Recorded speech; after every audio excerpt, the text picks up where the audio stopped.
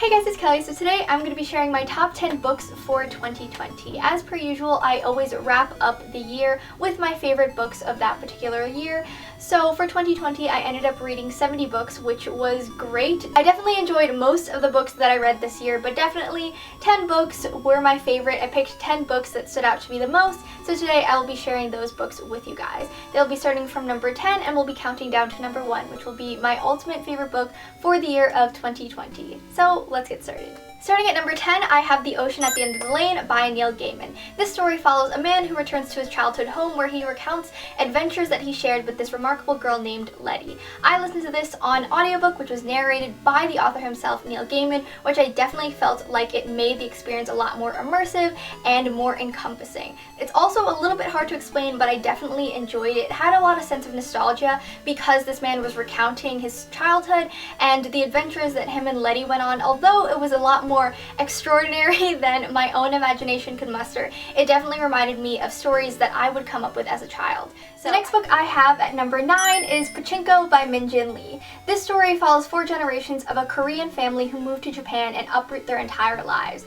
I just felt like this story was just so remarkable because it touched upon so many generations of the same family, and it followed a family for so long that you were really able to kind of get to know them and understand their story. I also talked about this book more in my Asian reading recommendations video that you guys should check out, but I really enjoyed it, especially because it is so much different from books that I normally pick up. It's more historical fiction, which is not something I really gravitate towards, but I still found it fascinating, especially not only to read about a family, which I really enjoy reading about families and, you know, the familial dynamics that people share, but also the historical aspect of a time period that I'm not too familiar with. The next book I have at number 8 is The Golden Sheep by Kaori Ozaki. This is a manga which I talked about in my manga reading recommendations that you guys should check out, but this story follows a group of childhood friends who reunite later when they're more grown up and they've all discovered that they've changed.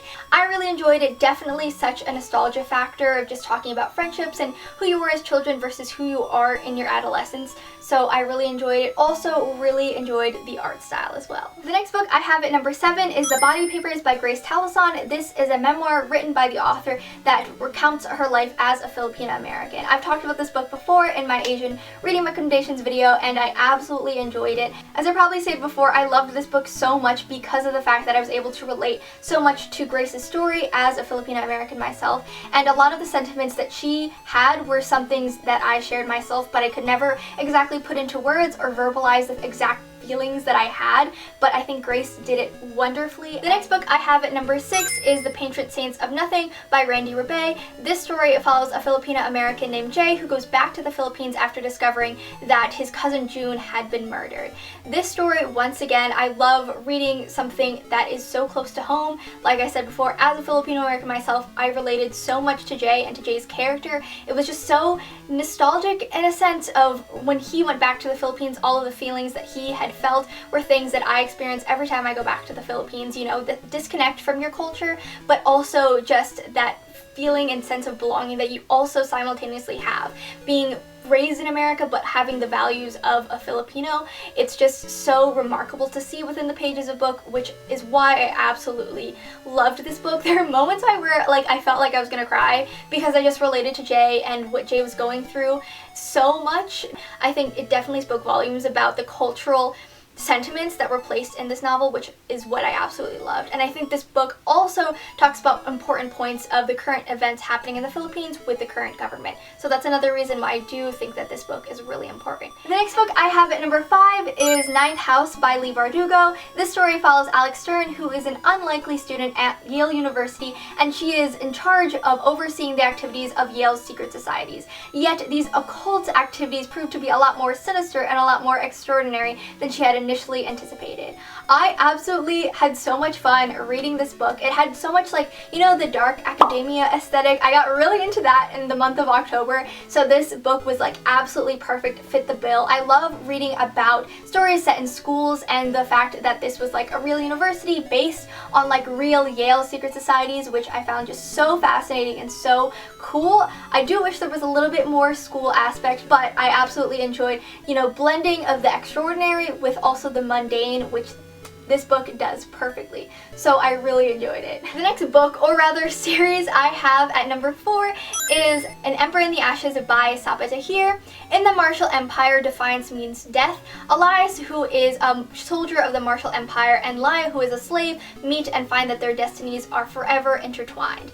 This story, it was just absolutely riveting. I definitely don't think that the later books in this series are my favorite, but I'm definitely looking forward to, I think, the final installment in this series, but I'm super glad that I read it. I had so much fun reading it. The story is just so immersive and just so much fun. Definitely some frustrating points, obviously, but overall it's just definitely like a whirlwind of adventure, which is exactly what I needed when I picked up this book at this time. So now we are getting into my top 3 books for 2020. So starting at number 3 is Chain of Gold by Cassandra Clare. Guys, it has been so long since I was last back in the Shadowhunter world, and it was so good to be back. I just had like this need to be back in the series, so I reread, you know, the Dark Artifices, and I was like, oh my god, I need more. So I found that Chain of Gold released recently, this past year, I believe, and I just absolutely loved it. I just devoured it. It was so good, and it just felt so good to be back in this world. I just forgot how much I loved the Shadowhunter Chronicles.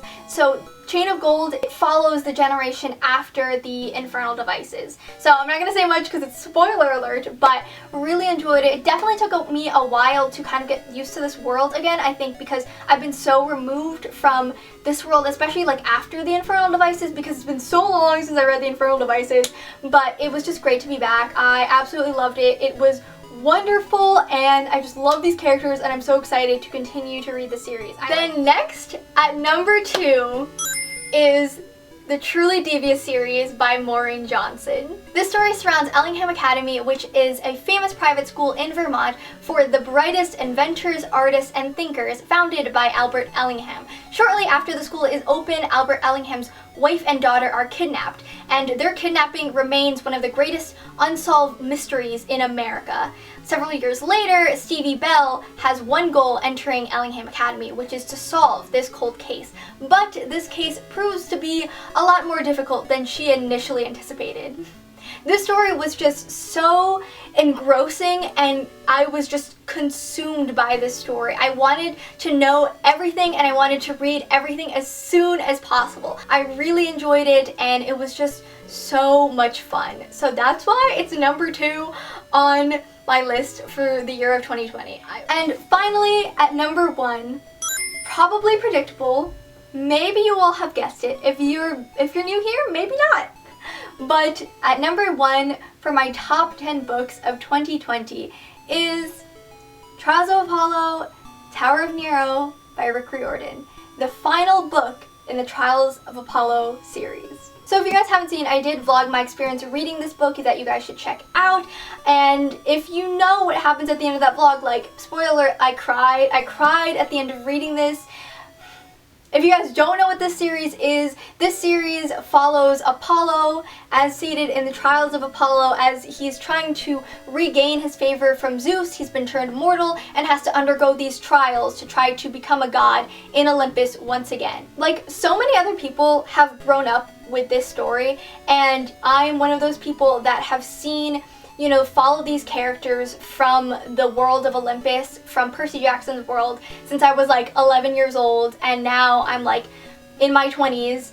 So it was just wonderful to have grown up with these characters, and this book is like a solid testament of what it's like to grow up with a book. Do I think that this is the most, you know, well-written book, most profound book that I read this year? No, but definitely because of the nostalgia factor, because of how much the series means to me, I think that's why I loved it so much. For the final pages of a novel, as far as we know, like, the story has ended for us for now, and man, I'm gonna cry again! Yeah, so if you want to hear more of my thoughts, you can watch my vlog, but yes, love this book. Amazing. So that is it for my top 10 books, my favorite books for the year of 2020. I hope this new year brings you all a lot of love and a lot of happiness for not only you guys watching, but just for everyone in the world in general. Thank you guys so much for watching. I hope you enjoyed, and I will see you in my next video. Bye!